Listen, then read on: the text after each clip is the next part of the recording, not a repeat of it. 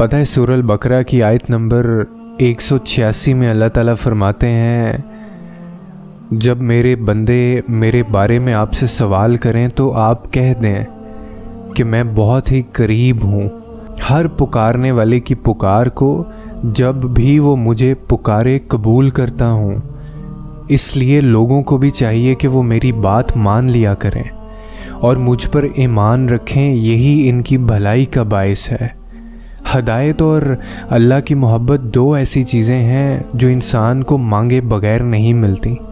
अल्लाह से रुजू करने में देर ना करें, अभी भी वक्त है, लौट जाएं उसकी जानिब। वो आज भी आपकी तौबा के लिए आपका इंतज़ार कर रहा है। तुम उससे मांगो तो सही, वो क्यों तुम्हें हिदायत नहीं देगा? वो क्यों तुम्हें अपनी मोहब्बत से नहीं नवाजेगा?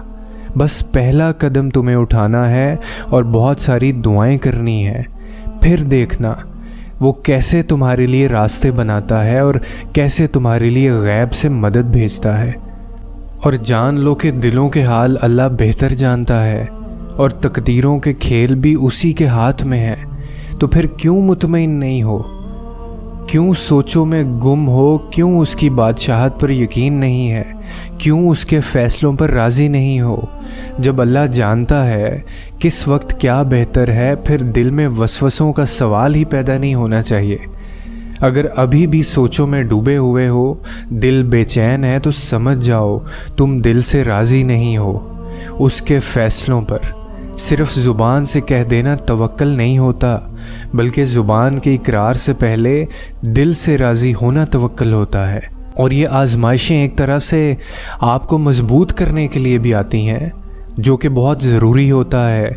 अल्लाह जानता है कि बहुत कमज़ोर हो आप, इसीलिए इन्हीं चीज़ों के ज़रिए आज़माता है जो आपकी मनपसंद होती हैं। और यकीन करें, इसी आजमाइश से आप इतने मजबूत हो जाते हो कि कोई आपको कुछ भी बोल दे, आपको फ़र्क नहीं पड़ता, क्योंकि आप ख़ुद भी मजबूत हो जाते हो और अल्लाह से आपका रिश्ता भी मजबूत हो जाता है। फिर आप सब कुछ अल्लाह पर छोड़कर बेफ़िक्र हो जाते हो।